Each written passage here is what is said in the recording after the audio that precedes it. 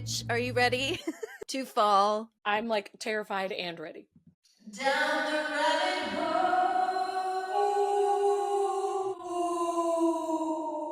hole? This is a deep, deep, deep rabbit hole. Starts with a premonition, leads to the CIA, big surprise, Always. and ends with an ancient Turkish dance.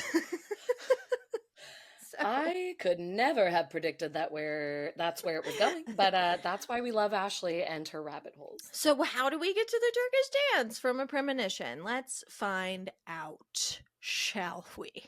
We're going to start in 1979 with a man named David Booth. So, in May of 1979, David Booth, a totally normal guy from Ohio, Was started he? having, well, up until this point, Okay, okay. totally normal guy from Ohio started having a recurring dream. Every single night when he slept, he would see a large American Airlines jet attempting to take off, but then sort of flipping over and crashing into a fireball. No. Once he reached the fireball portion of the dream, he would wake up drenched in sweat in a total panic. And he had this dream for 10 consecutive nights. And it was so vivid and terrifying that he started having panic attacks throughout his days because he was so Oh, anxious to honey. go to sleep and experience it again. And also, he was like, what the fuck is happening to me? This has never happened before. Right. What is this? It got so out of hand that Booth ended up calling the Federal Aviation Administration and reported it to them. Damn, And the that's intense. FAA dismissed his concerns because, of course, they did. Who wouldn't? Jack Barker, who was the former public affairs director of the FAA, basically said, we took the report, but without more information, there's not much we can do. Like, no location of the airport, no flight numbers. We can't stop air travel across the entire United States because a guy had a dream. But, Right. you know, we took his report seriously. There's nothing we could do. Sure. I mean, write it Write down. it down. Like I don't we'll know. we'll make note. So on May 25th, 1979, he had the vision again. And for whatever reason, he couldn't quite put a pin in it. He knew this was the last time he would have that dream. He also knew that it was going to happen very soon, and this time it was going to be real. Like, there was just something telling him, like, this is not a dream, it's a premonition, it's about to happen, I'm not going to have this dream again. So he got up that morning, he went to work, and he said he was at work for maybe 15 minutes before he got a phone call. A McDonnell Douglas DC 10 American Airlines Flight 191 crashed upon takeoff in Chicago O'Hare International Airport, killing all 258 passengers, 13 crew members on board, and then some other people that were in like a warehouse that it crashed into. Holy shit. Okay, first of all, what year did this happen? Remind me. 1979. I was like, why do I not know about this? And also, gross, Chicago, American Airlines. I'm terrified of all the connections in my life. I know, too close, too close to Too me. close. Ooh, can you imagine getting this phone call after? No. Anyway, continue. I'm No, just mind I blown. couldn't. So, even when he was being interviewed for a TV show 25 years later, he was crying. He's been racked with guilt for half of his life because he can't figure out, one, why this happened to him, and two, if he could have done anything to stop it. Yeah. Like, I mean, but what can you do? He He did what he called. could, I calling know. them, but it's like, it's my dream. Like, I don't know what to tell you. Like, check your planes. I don't. I think it's pretty common for people, I've had premonition Oh, esque yeah. dreams, and they've all ended up being like, but why?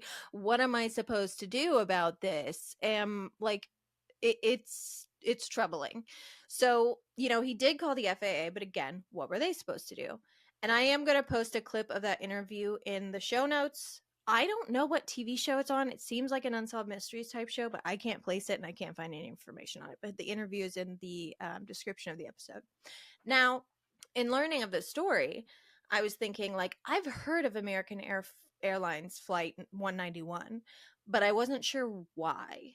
Whether it was like an unsolved mystery, if there was a conspiracy theory involved. Those were the most likely scenarios as to Sure. why I would have heard of this flight, which says an awful lot about me as a person. Love that for you. You are who you are. I looked up the plane crash. No conspiracy theories, no unsolved mysteries were found. But it was and still is to this day the United States' deadliest aviation accident ever, aside from terrorist attacks. Like, this is I wondered, because that's huge. huge. And because of this crash, flying is safer today. The short version of what happened is the DC 10's left engine fell off the wing during takeoff. The full story involves various mechanical complications, a horrific plane design. I don't even think they make them anymore. I was like, I've never heard of that model. Because I now check my planes model before every flight because the Boeings are having some troubles lately. And I'm like, I will not board Dude. this. So I'm like, let me get an Airbus ASAP. Seriously, Boeing literally sends people to space and then they get stuck there and they're like, well, I don't know. Money, please. Money, please. Money, please. We don't have to have a good product, but we will take your money. Yeah, and bad communication also that left the pilots unprepared to save the plane and its passengers. But Oof. what led me to fall further down the hole was one of the passengers that died in this crash was a man named Itzhak Bentov. Bentov was a Czechoslovakia-born Israeli-American scientist and inventor who had a pretty impressive career in biomedical engineering. He also happened to be a mystic who wrote a pretty famous book called Stalking the Wild Pendulum on the mechanics of consciousness, which explores consciousness and how it relates to our physiology. Obsessed. In fact, one of his inventions, of which he had several, including, but possibly most importantly, diet spaghetti. What? What? Where? Why is this not on the shelves? I want my diet spaghetti. Immediately. One of his inventions was a seismographic device used for recording a heartbeat, specifically the aorta's reverberations. And using this, he was able to show that during meditation and controlled breathing, the echo off the bifurcation of the aorta is in resonance with the heartbeat, and the body's system becomes synchronized. That resonant beat is 7 cycles per second, which corresponds not only to the alpha rhythm of the brain, but also the low-level magnetic pulsations of the earth. I'm obsessed. Wowzers, bowsers. With that. And it shows that meditation is truly grounding you, quite literally. Quite literally, to the ground, to the earth. Also in Stalking the Wild Pendulum, along with further works, Bentov lays out his theory on collective consciousness. That's what I hoped this was leading to, because I was like, this is all just sounding like the collective. We are all connected. All of us, collective consciousness, for anyone who hasn't been listening to our show for the last 8 years, Where you been? is the theory that consciousness actually comes from outside of our bodies. It is not generated in our brains, but actually our brains are more like radios that pick up the signal of consciousness. We're all connected by this consciousness, which is connected to the earth and everything on it. It's a very beautiful concept. But how interesting is it that this man who dedicated his life to attempting to explain and prove that all of our consciousnesses were connected died on a plane crash that an unrelated man dreamt of in his consciousness? I don't even know where to begin. Pretty weird. Pretty fucking weird. That's weird. I can't. I feel strange inside. Like everything, this story is just batshit crazy. And like, why is this the first I'm hearing of it also? I feel like we say that every week. It's like, who forgot to tell us? I know. Every time we record an episode, like I'll be done with my notes and then like we'll be about to record, or maybe we've just recorded and I haven't started on the next episode. I'm like, what happens on the day we run out of weird? So far, it's never happened. Yeah. So, we will never. I'm not going to worry about it until that day comes. But here's the thing, not the end of the rabbit hole, because that's right. We get to a dance. It ends in a dance. It ends in a dance. And we're not there yet. Because something else Bentov was famous for, probably his most famous in the woo-woo world, is his participation in the gateway experience. do you know about the gateway experience? I do a little bit because of my really TikTok. solid news source TikTok. Yes, thank you Yep. for knowing me. Mm-hmm. Yes, the gateway process, is that the Yeah. same? Okay, yep, Same yep, thing. yep, yep. But I obviously don't know enough, so please educate us. Well, the Gateway Experience was exposed to the world in a declassified 1983 CIA report. The Gateway Experience is a training system designed to focus brainwave output to alter consciousness and literally escape the restrictions of time and space. We love it. Okay. I just want to do it. I actually do too, and I'm going I to. know I'm I'm going to I'm try it. nervous, but like I want to. I'm going to try it. Now, you can read all 29 pages of the report with one exception, a missing page that is extremely sus, which I will get to. Convenient. I will post the CIA document link in the show notes as well, but I will give you a quick little crash course in a simplified version. Monroe, the Monroe Institute, Robert Monroe. Does that sound familiar? Probably. You have TikTok. Yes. Okay. So I know I'm like, yes. Is it because Yes. I'm on TikTok for my whole life? Yes. So in the 1950s, Robert Monroe was a radio broadcasting executive, and he started to notice that specific sound patterns had an effect on human beings, starting with like some sound patterns could make you more alert, some could make you more sleepy. And then eventually this expanded into like different states of consciousness.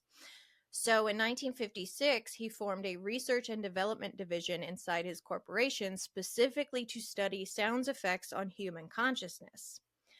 By 1958, he's having out of body experiences. He actually wrote a really great book that I have. Of course you do. See.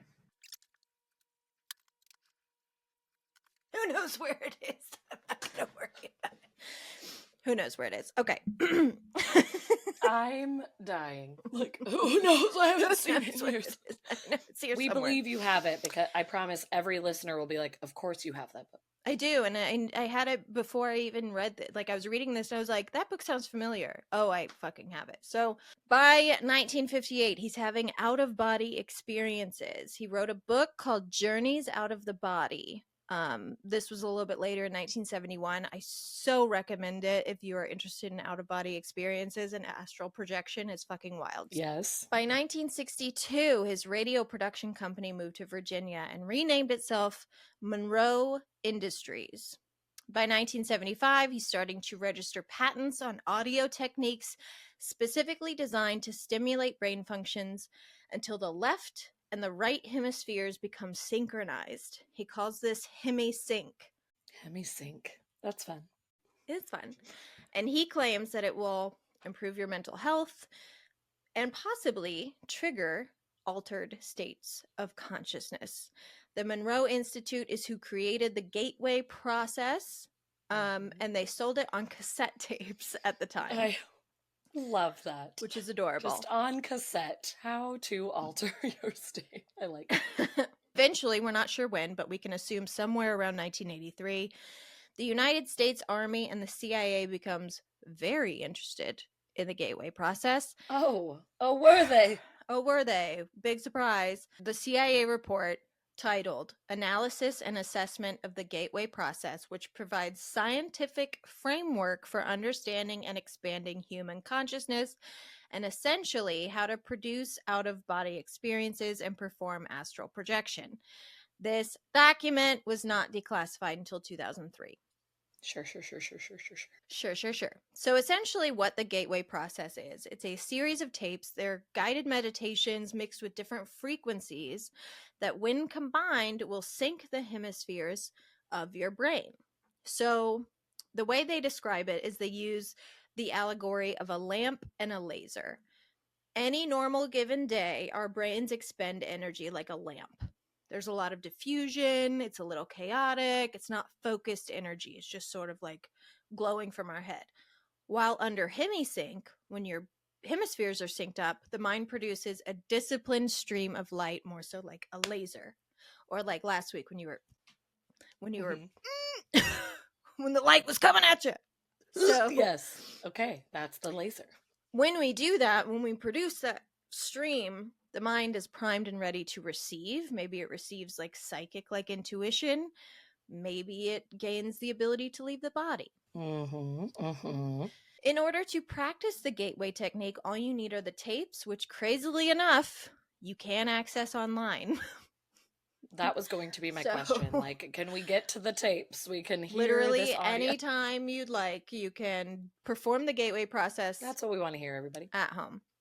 But you do need a pair of headphones. The headphones are important because how it works is HemiSync puts a single frequency in your left ear and a contrasting frequency in your right ear. And apparently, these frequencies are like barely audible. They're mostly subliminal, but it puts the left brain into a relaxed state and the body into an almost sleep state and then syncs up your hemisphere, supposedly giving you the ability to alter your consciousness. Not only that, your blood pressure will lower, your heartbeat will sync with your brain waves and the Earth's natural waves of energy. Apparently, it's a fantastic form of meditation that a lot of people practice. I mean, I like the sound of it a lot. It sounds like a very relaxed, hypnotic Totally. moment. Yeah. But that's level 1, Oh, okay. or focus 1, as they call Oh it. no, do they get really scary? I'm nervous. Once you get to focus 12, supposedly you can literally obtain feedback from alternate dimensions. Oh By God. focus 15, you can supposedly travel to the past. By focus 21, you can travel Ooh. into the future. Okay? So, Ooh. huh? But don't get too excited. Well, I'm also like, do I want to see the past? Do I want to see the Do I future? want to? That's what I'm not sure. I don't know. Do I want to talk to other dimensions? I don't I know. really just want to see Wilder as a baby one more time. Like, if that's all I want to Oh, obtain, I just like really hope they can give me that. he was a really cute baby. I'm not gonna lie. I mean, he's a Big cute ol' boy, ears. but his I know, little but baby it's ears. different. Remember I when he came out know. with an alien head? He was our little alien Yeah, baby. Oh. little alien guy. I know. So I'm like, that's all I want to do. So if these tapes can get me there and then I'm safely back home, then let's do it. Apparently Anyway. they can. But here's the thing, don't get too excited. According to the Monroe Institute, less than 5% of participants can reach those higher levels or focuses. It takes a lot more than just listening to tapes. You have to become pretty adept at meditating, like monk level Fair. meditation. I'm too anxious for that. As someone who has had the desire to meditate their entire life and barely ever gets a good meditation in, easier said than done. Yep. I feel very similar. I've gotten better, especially as I'm doing like more witchy practice in my life, but my anxious thoughts intrude way too often. I'm like, I will never be monk level. Damn it. Before I leave the gateway process and go to the next portion, I did want to make sure we touch on the fact that there is a missing page. And what's on the page? We don't know. It's page 25 though. All right, page 25. We're Gone. after you. Well, it sucks too because page 24 ends with the sentence, and the eternal thought or concept of self, which results from this self consciousness, serves the boom. We're on page 26. Serves the what? The gods, the lizard people, the Satan. Serves what? Serves who? Bob's Burgers? Where? Like, what does it mean? Diet spaghetti? Like, what are we talking about? Diet spaghetti? I'd be okay with it serving diet spaghetti. Same. Like, we need it. Yeah, I don't like that because what if somebody got super into this and then it was like, I have been serving the lizard people and now I will only respond to their orders. And it's like, well, we didn't know that that's where we it didn't was, like, know. We just kept doing this and we didn't know. Page 25 was missing. There have been change.org petitions. There have been Freedom of Information Act requests demanding the release of the missing page. And in 2019, the CIA finally responded to these requests and basically said they didn't omit anything. They never had the page to begin with. I don't believe it. I don't know if I believe it either, but they did say, like, maybe if the original report exists, it would be owned by the United States Army. So good fucking luck, and that's not gonna happen. We're never gonna see it. Never gonna see it. Never. It's gone. No, you're never gonna get it. No, you're never gonna get it. So, while I was researching the gateway process, because let's not forget, we still have to get to a dance, and transcending space-time, all this wacko stuff, the Monroe Institute breaks it all down And no, I will not try to explain it because that would require understanding it myself. But essentially, it has a lot to do with wave oscillation. And theoretically, if the human consciousness wave pattern reaches a high enough frequency, the human consciousness can dip below a certain state, but above a state of total rest and can transcend space time. Then I found out I'm so mad that this is not more well known. NASA has this problem when pilots are exposed to g forces in flight and in their centrifuges. So during rapid acceleration, the pilot's blood flows into their lower extremities and away from their brains. And that lack of oxygen leads to a period of unconsciousness that lasts about 12 seconds, followed by another 12 seconds of disorientation. And that can be crazy dangerous because that's 24 whole seconds that you don't have control over your aircraft while you're flying a jet. And you're in the air. And that's just the average. Some pilots get knocked out for way longer. Like, it's just average 24 seconds.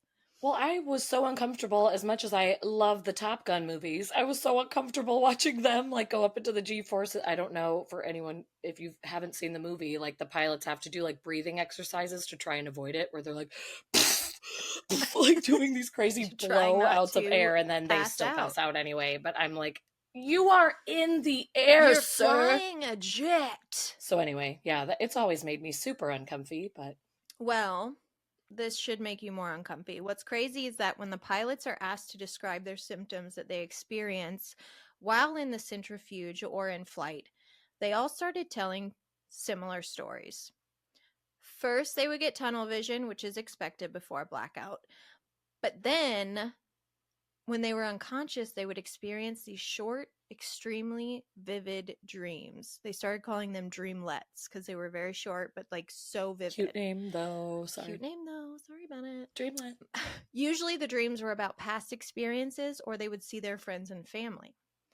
And a significant number of pilots describe out of body experiences as well, floating above their planes and looking down at their bodies. Some of them see a bright white light. There's a feeling of warmth and euphoria. And the guy who reported this is Dr. James Winery. He's a retired Air Force Major General who specializes in aerospace medicine and essentially dedicated his career to making flying safe for human beings. And he did take these findings to the Air Force, but they were not interested. Cool. We hate making things safe. Regardless, this man is now a leading authority on out of body experiences simply because he's literally dealt with them for over 30 years. Like, this is his career. All of these pilots who go in those crazy centrifuges and fly and they pass out and they experience these strange things that happen to them, they leave their body. Like, that's huge news. Why are That we is not a talking big about deal. this? Can we take it more seriously? Please. No, I they don't care. cannot. Why does no one care? Finally, my rabbit hole ends further back in time than anything we've discussed, all the way back in the 13th century, with a scholar, mystic, and religious teacher and poet, Halal ad-Din Muhammad Rumi, or as most people know him, Rumi, the poet. Have you heard the name? Yes. Beautiful poetry. He was a Muslim. His branch of Islam was called Sufism, which is still very popular to this day, but it's mostly about developing spirituality within oneself and focusing inward and finding God there. Mm-hmm. Rumi also believed that each person is an architect of their own environment and can change the world from within, and that each human is the universe experiencing itself, which is wild for me to read coming from the 13th century because that's still relative to spirituality today. I totally believe in Yes, that. I was like 1000%. I Wow, feel wow, like wow. you were even just you posted recently about one of our, you know, sometimes we post little blurbs from past episodes just Yeah. to, remind you guys that we're a fabulous show. And you talked about karma and how we've misunderstood it for so long. And a lot of karma is like do like the correct internal work and that will like bring in good for you Translate. because like Yeah. that is going to translate outward and then bring stuff in for you. And so I'm just like, I don't know. I feel like the fact that in the 13th century, anyway. it just I know, to I'm like hear rambling it. now, but I'm like, I No, just but to love hear hearing it that. That's from, been yeah, going on that 13th long. century, like religious Muslim, religious And it's people. so relative to Yeah, now. it's crazy. But something Rumi gave the world, aside from like amazing poetry and religious and spiritualist wisdom, specifically the Sufis, was something called the whirling dervishes. Have you ever heard of the whirling dervishes? Yes, but everything you've said, I'm like, why? And I'm like, it sounds like a band name, first of all, but I know it's not. Okay, Whirling Dervishes. Now, there's a lot that goes into Sufi whirling, the reciting of an Islamic prayer, specific clothing, symbolism, etc. But the main part of the practice is the whirling. You've seen this dance before. Yes. It's where like a bunch of people are on the stage and they're all whirling. Somehow they don't fucking hit each other. Yes. Okay. And all it Yep. is just swirling, swirling, swirling, swirling. They spin their bodies in these repetitive circles in order to reach what they call an ecstatic trance. Oh, ecstatic trance. While performing this dance meditation, the dervishes have experienced clairvoyance, levitation, Levitation. hearing the sounds of the hidden world in the cosmos, other dimensions, attaining higher knowledge, and even meeting God. Just from twirling. So, Oh after all of my that, from American Airlines god. Flight 191 to a 13th century poet, That's where we began. out of body experiences are very real, and all you need to do to achieve them apparently is to listen to some tapes and swirl and swirl and swirl and swirl and swirl. Swirl in some circles, listen to some tapes, and you You too too can leave shall your meet body. God. And this is actually like the perfect advertisement for the bonus ode that Julia and I did recently.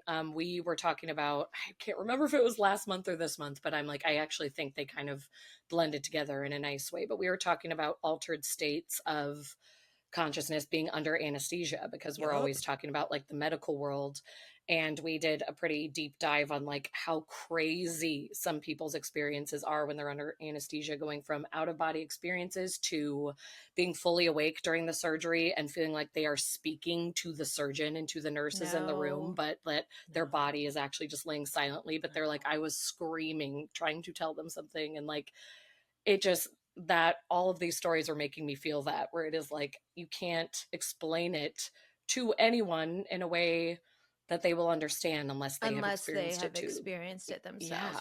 but it's like there is something to that I altered think this state is extremely topical for us because with all this information on top of all the crazy shit going on the ranches on the ranches. involving the Army and CIA, like the Black Forest, Colorado cabin activity where he's seeing apparitions of modern day soldiers. At this point, I don't think you could convince me that they aren't experimenting with some absolutely batshit paranormal stuff.